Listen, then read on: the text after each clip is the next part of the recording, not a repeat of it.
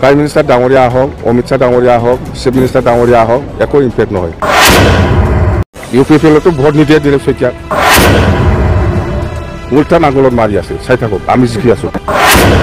नैबे भिडिअखौ दा नोंथांमोननि गेजेरावहाय दसे उनाव आं होफिननो थांगासिनो दङ। दा आरोबाव फिन नोंथांमोननि गेजेराव गोदान भिडिअ लानानै फैबावदों गुबुन मोनसे भिडिअनि सायाव सावरायनो थाखाय बा फोरमायनो थाखाय भिडिअखौ जोबजासे नायलां। नोंथांमोननि गेजेरावहाय आरो आङो जाय भिडिअखौ लानानै फैदों बेखौ नोंथांमोना गोसो होनानै खोनासं आरो लोगोसे नोंथांमोननि मोन्दांथि बायदियै कमेन्ट खालामहरनो हागोन दे। दा जोंनि गेजेरावहाय जोंनि दैदेनगिरिफोरनि गेजेराव ओरैबायदि माने गावखौ लानानै गावनि पार्टिखौ लानानैल' माने जाय बाथ्राफोरा बुंथावै जायफोरा बाथ्राफोरा माने बुङोब्ला समाजाव हामा जायो बा गाज्रि जायो बैफोरखौबो जोंनि गेजेराव सानलिया। गाव गावनि पार्टिखौ लानानैल' ओरैबायदि बाथ्रा बुंबाय थानायखौ जोङो दैदेनगिरिफोरनि बाथ्रा दान्थेलायनायखौ नुनो मोनो। नाथाय नैबे समाव जोंनि बर' हारिया बबे लामाजों थांगासिनो दङ, जाय जोंनि 1 नं क'क्राझार लकसभायाव ओरैबायदि माने नन ट्राइबेलफोरा हाबसनफैनानै बारसोमफैजोब्बाय, जिहेथु बिथांमोना नमिनेसन गथायनो मोनखाथारा जे नन एसटि नैबेबायदि थासारियावहाय माबोरैहाय। मानो होनोब्ला जों बर' हारि हिसाबै जोंनि दैदेनगिरिफ्रानो ओरैबायदि माने खौसेथि गैयै जालांबाय ना, खौसेथि गैयै जालांबाय। आरो बेजों लोगोसे जायनाखि नन एसटि बिसोरनि नमिनेसनखौ बोख्लायनो थाखाय थांनाय साननैसो सिगाङावहाय जेरैबायदि मोनसे अबजेक्सन जादोंमोनहाय, बे अबजेक्सन जानायावहाय रावबो सिखाराखै, बे खौरांखौ जोङो मोननो हानाय जादों।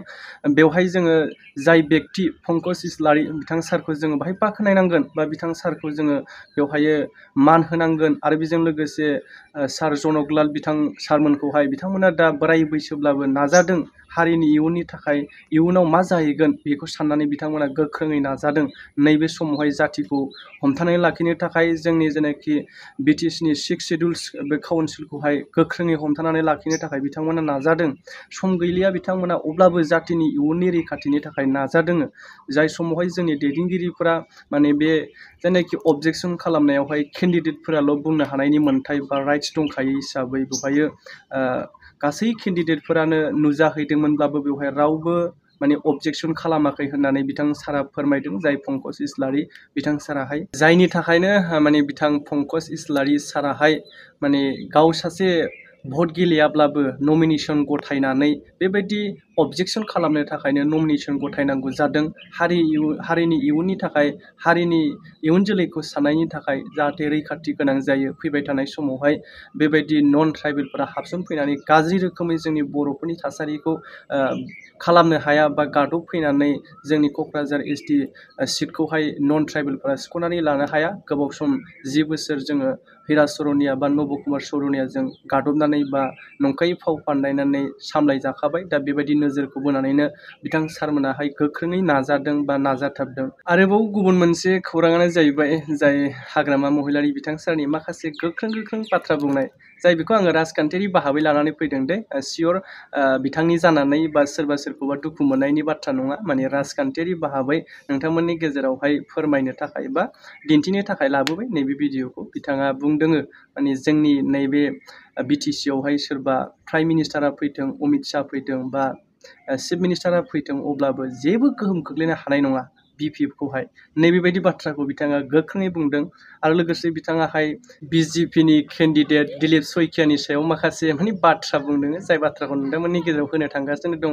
आबुङै नायलां आरो लोगोसे कमेन्ट खालामहर। যিবিলাক কথা কৈছে সেইটো মই এনচাৰ দিবলৈ নহয়, সেইটো পাব্লিকে এনচাৰ দিব, ইয়াৰ এনচাৰটো ৰাইজে দিব।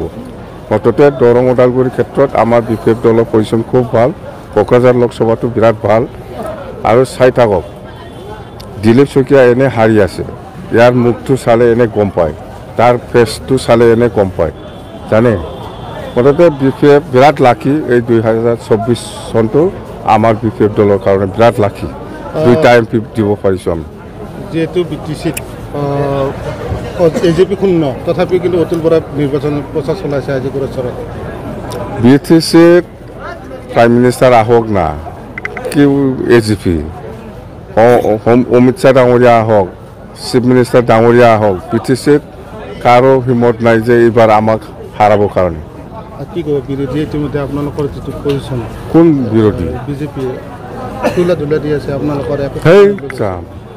বিটিচিৰ ক্ষেত্ৰত মই কি কৈছে, বিটিচিৰ ক্ষেত্ৰত বিটিচি অঞ্চলত প্ৰাইম মিনিষ্টাৰ ডাঙৰীয়া আহক, অমিত শ্বাহ ডাঙৰীয়া আহক, চিফ মিনিষ্টাৰ ডাঙৰীয়া আহক, একো ইম্পেক্ট নহয়। কোকৰাঝাৰ লোকসভা আমি 100% জিকি আছে। আৰু এই যে আৰু দিলীপ শইকীয়াটো কোন হয়? এইটোতো মামুলি, সি নিজে হাৰি আছে। দিলীপ শইকীয়া এনেই হাৰি আছে, সি নিজে কনফাৰ্ম। তাৰ চেহেৰাবিলাক চাওক, সি কথা কোৱা ষ্টাইলবিলাক চাওক, হাৰি আছে। বিজেপিৰ ভয়ত বহু বাগান এটাত প্ৰচাৰত নমাইছে নেকি দৰঙত? BPFৰ লিডাৰ আমাৰ চবেই লিডাৰ। BPF দলক এইবাৰ সমগ্ৰ দৰং ওদালগুৰি বাসী ৰাইজে যিমান জাতি জনগোষ্ঠী আছে চবেই সহায় কৰিবৰ কাৰণে আগবাঢ়ি আহিছে। দিলীপ শইকীয়া ঠিক নহয়, দিলীপ শইকীয়াৰ ব্যৱহাৰ ঠিক নহয়, সেইকাৰণে বিজেপিৰ মানুহ লাগি আছে আমাৰ হৈ পেলাই, কংগ্ৰেছৰ মানুহ লাগি আছে আমাৰ হৈ পেলাই।